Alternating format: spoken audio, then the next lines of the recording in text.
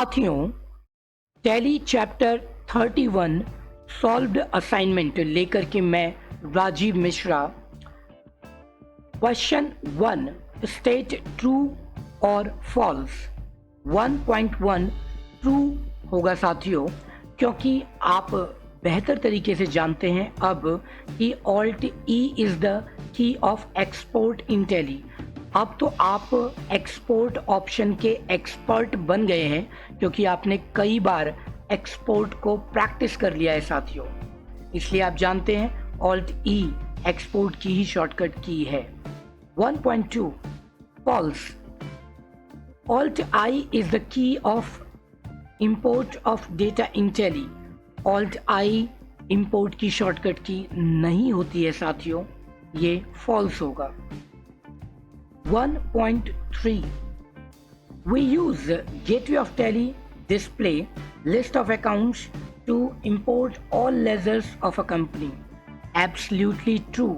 साथियों, list of accounts की मदद से आप अपने सारे लेजर्स को या सिलेक्टेड लेजर्स को एक कंपनी से दूसरी कंपनी में एक्सपोर्ट के थ्रू इंपोर्ट करा सकते हैं। बस आपको अपना फाइल एक्सटेंशन .xml रखना होता है साथियों।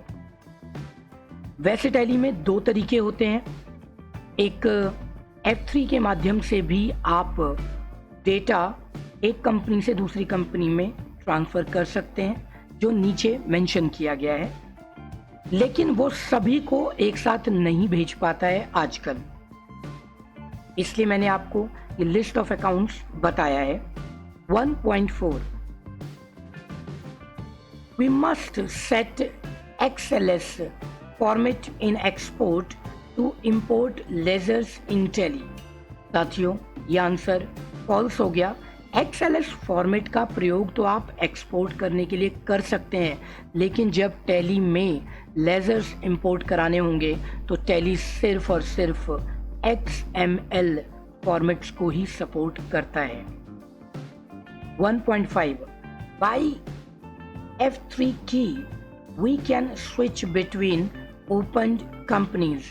Absolutely true साथियों, F3 का प्रयोग करके आप एक कंपनी से दूसरी कंपनी में बिना उनको बंद किए शट किए हुए स्विच कर सकते हैं।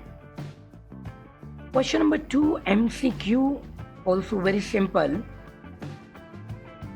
we're asking here 2.1 कि कौन सा फॉर्मेट आपको एक्सपोर्ट इंपोर्ट के लिए टैली सपोर्ट करता है। हम सभी जान चुके हैं XML फॉर्मेट को टैली सपोर्ट करता है। ऑप्शन सी सही जवाब। 2.2 What should we export to import all ledgers of any company? Daybook, list of accounts और इंपोर्ट ऑफ डेटा। तो साथियों, हम पहले डिस्कस कर चुके हैं। Option B list of accounts सही जवाब।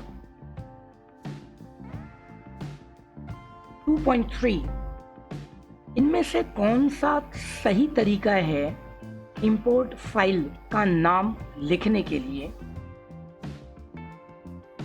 कौन सा सिंटैक्स आप लेंगे? तो साथियों, इसमें सही जवाब होगा ऑप्शन ए। ऑप्शन ए में आपने अपना फाइल नेम .xml के साथ में प्रयोग करना होता है। जैसे कि मैंने आपके लिए एक फाइल टाइप की थी, मैंने लिखा था वहाँ राजीव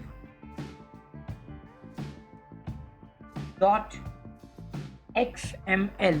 तो इसमें डॉट लगा देते हैं। पहले मेरा फाइल नेम आ रहा है और उसके बाद में एक्सटेंशन आ रहा है। साथियों, इसी का प्रयोग हम करते हैं। Option A is the correct answer. 2.4 में ऑप्शन सी सही जवाब है, क्योंकि ऑप्शन ए और बी में वो स्टेप्स लिखे गए हैं जिसकी मदद से आप लेजर्स को ट्रांसफर कर सकते हैं एक लेजर।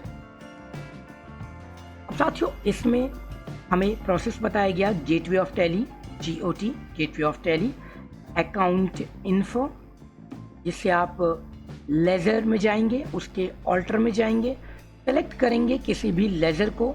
अब आप F3 प्रेस करेंगे, जो कंपनियां आपकी ओपन है या जिसमें आप ट्रांसफ़र करना चाहते हैं उसको सेलेक्ट करेंगे और कंट्रोल ए करके आप ऑल्टर वाली स्क्रीन को एक्सेप्ट करा देंगे। दूसरा तरीका तो लिस्ट ऑफ अकाउंट्स का है साथियों, तो दोनों तरीके काम करते हैं। Option C is the correct answer.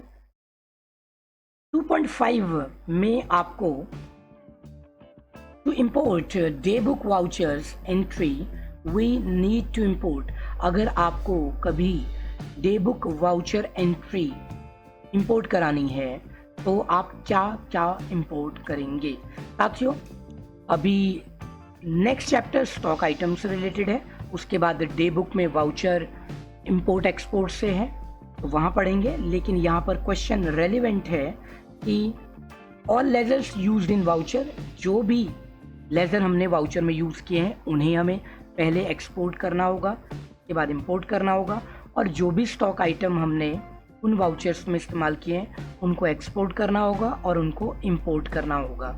तभी हमारी डे बुक की वो सभी वाउचर एंट्रियां हमारी नई कंपनी में आ पाएंगी। Option C both A and B सही जवाब। क्वेश्चन 3 में आपको रिवाइज करना है प्रीवियस चैप्टर के क्वेश्चंस एंड आंसर्स को। प्रैक्टिकल टास्क में आपको दोनों मेथड का प्रयोग करके एक कंपनी से दूसरी कंपनी में लेजर ट्रांसफ़र करना है। दोनों मेथड जो क्वेश्चन 2.4 में मेंशन किए गए हैं उनका इस्तेमाल करके लेजर को आप एक्सपोर्ट और इंपोर्ट करेंगे साथियों। तो असाइनमेंट सॉल्व करते रहिए, बढ़ते हैं आगे।